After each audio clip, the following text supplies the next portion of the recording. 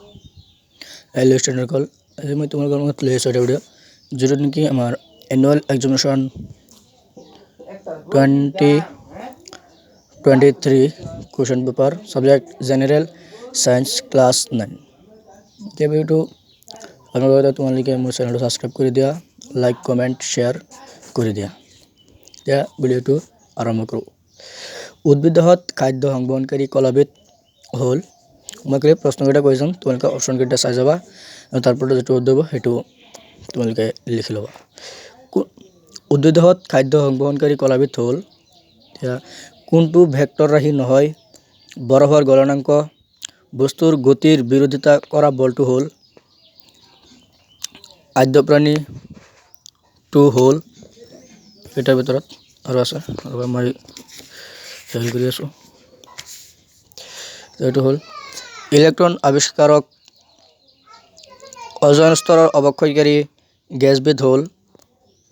1 kilowatt ঘণ্টাত কিমান জুল কুহৰ কুকেন্দ্ৰ চিনাক্ত কৰা বৈজ্ঞানিকজন তলৰ কোনটো বিশুদ্ধ পদাৰ্থ তৰণৰ এছাই একক অতি শব্দৰ সহায়ত চিকাৰ কৰা জন্তুবিধ কোনবিধ ৰোগ ভাইৰাছজনিত নহয় সাধাৰণ উষ্ণতাত জলীয় অৱস্থাত থকা মৌলবিধ হল শ্ৰেণী বিভাজনৰ ক্ষুদ্ৰতম এককটো হল পেহী আৰু অস্থিক সংযোগ কৰা কলাবিধ হল পৃথিৱীৰ তুলনাত চন্দ্ৰ পৃষ্ঠত বস্তুৰ ওজন হ্ৰাস পায়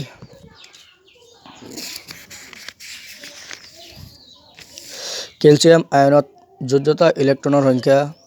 আইৰন এফ এৰ লেটিন নাম হল কোনটো বস্তুৰ জড়তা বেছি হ'ব যদি আকাৰ একে হয়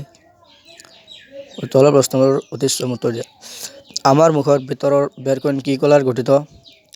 25 ডিগ্ৰী সেলসিয়াস পানীৰ ভৌতিক অৱস্থা কি বেগময় লেগ এডালৰ তলৰ অংশই আৱৰি থকা কালিৰ জোখে নিৰ্দেশ কৰা ৰাশিটো কি আইইউপিএছিৰ সম্পূৰ্ণ নাম কি তৰংগৰ কি ধৰ্মীয় তীক্ষ্ণতা নিৰ্ণয় কৰে দুবিধ মুখ্য অনুপ্ৰবেশৰ নাম লিখা এবিধ সংক্ৰামক ৰোগৰ নাম লিখা এবিধ সৰীসৃপ জাতিৰ প্ৰাণীৰ নাম লিখা প্ৰাণীৰ উদাহৰণ দিয়া এমভৰৰ বস্তু এটা বি বেগেৰে গতি কৰিলে তাৰ বৰবেগ কি হ'ব মৌল 100 থকা প্ৰটন আৰু নিউটনৰ সংখ্যা ক্ৰমে 6টা আৰু 8টা হলে মৌলটোৰ তাৰ বৰ সংখ্যা কিমান কোনটো কুঅংগনক আত্মঘাতী মনা বলা হয় প্লাবিতা মানে কি গতিশক্তি প্ৰকাশ হেতু কি লিখা এটা ধাতুগল্পৰ নাম লিখা ভ্যাকচিন শব্দৰ প্ৰৱৰ্তন কোনে কৰিছিল সাধাৰণ ব্যক্তি এজনৰ শ্ৰাব্য কম্পনাঙ্কৰ পৰিমাণ কিমান এটা সেউজ গৃহ গেছৰ নাম লিখা বস্তু এটাৰ ওজন তাৰ ডেছৰ সমানুপাতিক এটা জৈৱ অণুৰ নাম লিখা যাৰ গঠনত অক্সিজেন পোৱা যায় বিশ্বব্ৰহ্মাণ্ডৰ সকলো বস্তু ইটোক আকৰ্ষণ কৰে এই আকৰ্ষণীয় বলটোক কি বোলে বস্তু এটাৰ ওপৰত বলে সম্পাদন কৰা কাৰ্য কেতিয়া শূন্য কেতিয়া হয় মস্তিষ্কত কি কলা থাকে কোনটো মৌলৰ সমস্থানিক গড়ৰ ৰোগৰ চিকিৎসাত ব্যৱহাৰ কৰা হয় এটিপিৰ সম্পূৰ্ণ নাম কি মেগনেছিয়াম হাইড্ৰক্সাইডৰ সংকেত লিখা সমত্ব আৰু অসমত্ব মিশ্ৰণৰ মাজত প্ৰভেদ লিখা স্তন্যপায়ী প্ৰাণীৰ দুটা চৰিত্ৰ লিখা গছৰ ডাল এডাল জোৰকৈ জোকাৰি দিলে কিছুমান পাত সৰি পৰে কিয় ব্যাখ্যা কৰা কি কাৰ্যকলাপৰ বাবে পানী প্ৰদূষণ হ'ব পাৰে এখন বাছ ৰৈ থকা অৱস্থাৰ পৰা গতি আৰম্ভ কৰি 0.1 ms/2 ত্বৰণেৰে 2 মিনিট সময় গতি কৰিলে গাড়ীখনে লাভ কৰা দূৰত্ব দ্ৰুতি আৰু অতিক্ৰম কৰা দূৰত্ব উলিওৱা কুয়াবৰণক কিয় অৰ্ধবিদ আৱৰণ বোলা হয় ব্যাপন মানে কি দূৰৰ পৰা আঁতৰৰ গোন্ধ পোৱা যায় কিয় গড় ক্ষমতাৰ সংজ্ঞা দিয়া এটা আদৰ্শ স্নায়ুকোষৰ চিহ্নিত চিত্ৰ আঁকা বল এটা উলম্বভাৱে ওপৰলৈ 49 ms বেগেৰে দলিওৱা হ'ল ই আৰোহণ কৰা হ'ল উচ্চতা হ'ব ভূপৃষ্ঠলৈ উভতিবলৈ